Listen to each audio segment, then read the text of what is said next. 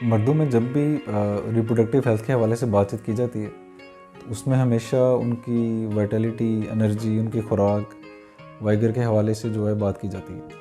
तो उसमें बहुत सारे फैक्टर खुराक में हमारे शामिल होते हैं। कुछ फैक्टर जो है वो अद्वियात के थ्रू जो है वो लिए जाते हैं सप्लीमेंट्स की फॉर्म में। तो आज हम विटामिन्स के बारे में एक सूची तौर पर गुफ्तगू करेंगे कि किन किन विटामिन्स की मर्दों में और ख़वातीन में भी रिप्रोडक्टिव हेल्थ के हवाले से बहुत अहमियत पाई जाती है। उसमें जो टॉप पे है वो विटामिन ई है। विटामिन ई बेसिकली एक फैट सॉल्युबल विटामिन है जिसकी प्रॉपर्टीज़ बेसिकली एंटीऑक्सीडेंट है, यानी कि बॉडी में जितने भी एजिंग के प्रोसेस चल रहे होते हैं, तोड़ फोड़ का अमल चल रहा होता है, उसमें एजिंग का फैक्टर बहुत कॉमन होता है कि टाइम बढ़ने के साथ साथ हमारी जैसे जैसे एज बढ़ती है, तोड़ फोड़ का अमल और ऑक्सीजनेशन की जो कैपेसिटी है वो बिल्कुल बढ़ती जाती है। तो एंटीऑक्सीडेंट प्रॉपर्टीज़ के साथ टाइम के साथ साथ बहुत सारे बॉडी में विटामिन वैसे तो अमल अपना कर रहे होते हैं, मगर विटामिन ई एक ऐसी चीज़ है, एक ऐसा सप्लीमेंट है जिसको लिया जाता है एंटीऑक्सीडेंट प्रॉपर्टीज़ की वजह से, यानी कि एंटी एजिंग प्रॉपर्टीज़ भी इसकी बहुत मशहूर है।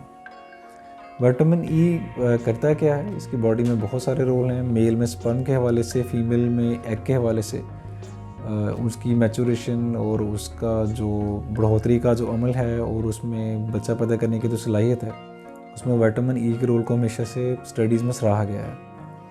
आज इन फैक्टर्स के ऊपर हम गुफ्तगू करने जा रहे हैं। उसमें विटामिन ई किस किस तरह से बॉडी को इफेक्ट करता है। विटामिन ई रिप्रोडक्टिव अगर हेल्थ के हवाले से सबसे पहले फैक्टर हम देख लें तो मेल में स्पर्म की जो फॉर्म्स हैं, उनकी जो शक्ल है, मतलब हेड, टेल और उनकी जो बॉडी है, उसका जो एक सेहत है उसके वाइटलिटी के हवाले से बहुत अहम रोल प्ले करता है। विटामिन ई के सप्लीमेंट लेने से स्पर्म के मैचुरेशन का अमल बहुत अच्छे तरीके से और अच्छी रफ्तार से अमल पाता है, और फीमेल के अंदर जो है एग की मैचुरेशन में और एग की सेहत के हवाले से विटामिन ई बहुत अहम रोल प्ले करता है। तो फर्टिलिटी पोटेंशियल के लिए vitamin E as a supplement लिया जाता है 2 से 3 महीने। इस तरह से 2 से 3 महीने के बाद इसके बहुत अच्छे रिजल्ट्स पाए गए स्टडीज़ में। इसके अलावा विटामिन ई जो लिपिड के टेस्ट होते हैं, जिसमें कोलेस्ट्रॉल, लो डेंसिटी लिपिड्स होते हैं, ट्राइग्लिसराइड्स होते हैं, उनमें इसका रोल बहुत अहम है। ये इनको कम करता है, कोलेस्ट्रॉल को और एलडीएल को। इसके एलडीएल और कोलेस्ट्रॉल को कम करने के साथ ये ब्लड प्रेशर की कमी में भी इसका बहुत अहम रोल है, यानी कि दिल की सेहत और दिल खून की जो नाली हैं उनकी सेहत के हवाले से विटामिन ई हमारी बहुत हेल्प करता है। कुछ जो लोग हैं वो विटामिन ई के हवाले से जिगर के मसाइल के बारे में भी गुफ्तगू करते नज़र आते हैं कि नॉन अल्कोहलिक जो फैटी लिवर है, यानी कि जिगर की चर्बी का जिक्र आजकल बहुत ज़बान ज़्यादा आम है। तो विटामिन ई जो है, ऐसे अफराद जो शराब नोशी नहीं करते मगर फिर भी उनके जिगर के ऊपर चर्बी का एहतमाल रहता है, ये चर्बी आ जाती है, डाइट के पैटर्न्स में सैचुरेटेड फैट्स वगैरह के ज़्यादा इस्तेमाल के साथ या गैर ज़रूरी फैट्स के इस्तेमाल के साथ, उनके लिए विटामिन ई बहुत हेल्पफुल है और ये चर्बी को जिगर के ऊपर बनने से रोकता है। इसके अलावा स्किन जो है हमारी, उसके अंदर कोलेजन के साथ विटामिन ई एक इस तरह से रोल प्ले करता है कि एंटी एजिंग, एंटीऑक्सीडेंट इसका इफेक्ट है। ये स्किन की टाइटनिंग में बहुत अहम रोल प्ले करता है। तो जब भी बहुत ज़्यादा स्किन के प्रॉब्लम शुरू हो जाते हैं तो उसमें विटामिन ई जो है हमारी बहुत हेल्प करता है, हमारी स्किन को ग्लो देने के लिए और यंग रखने के लिए, हमारे नाखूनों की ग्रोथ के लिए, बालों की ग्रोथ के लिए विटामिन ई का कसरत से इस्तेमाल किया जा सकता है।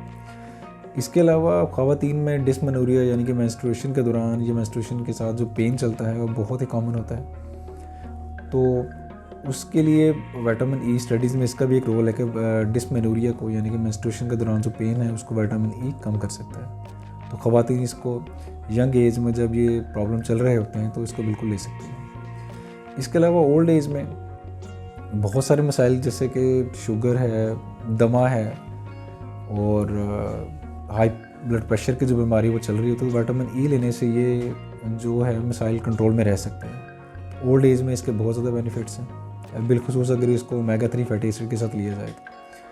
उसके अलावा लंग्स में ये लंग्स के अंदर बहुत ज़्यादा इसका जो सांस की नालियाँ हैं उनके अंदर सर्फेक्टेंट या उनके अंदर जो इम्यून सिस्टम है उसको बूस्टअप करने के लिए विटामिन ई का बहुत अहम रोल पाया जाता है। जो मरीज़ अस्थमा का शिकार होते हैं या जिनको सांस की तंगी, नालियों की तंगी की बीमारियाँ रहती हैं, उनके लिए भी स्टडीज़ में विटामिन ई का रोल एक अहम रोल बताया गया है।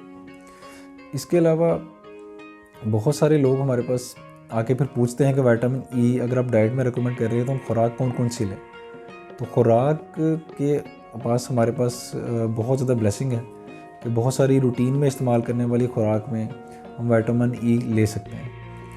अब उसमें सब्जियां हैं और कुछ फल पाए जाते हैं। सब्जियों में जैसे कि पालक है, ब्रोकली है, टमाटर है, और इसमें विटामिन ई बहुत ज़्यादा पाया जाता है। इस तरह से आम है, कीवी है, और रोस्टेड जो एलमंड्स हैं, बादाम जो रोस्टेड फॉर्म में होते हैं उनमें ये पाया जाता है। और रोस्टेड सनफ्लावर के जो सीड्स हैं उनमें भी विटामिन ई बहुत ज़्यादा मकदार में पाया जाता है। तो विटामिन ई को रेगुलर इंटरवल के साथ 2 से 3 महीने तक अगर ले लिया जाए तो ये हमारे लिए बहुत फ़ायदेमंद हो सकता है, हमारे दिल की सेहत के लिए, हमारी रिप्रोडक्टिव हेल्थ के लिए, हमारी जिल्द के लिए और हमारे लंग्स के लिए। Thank you so much.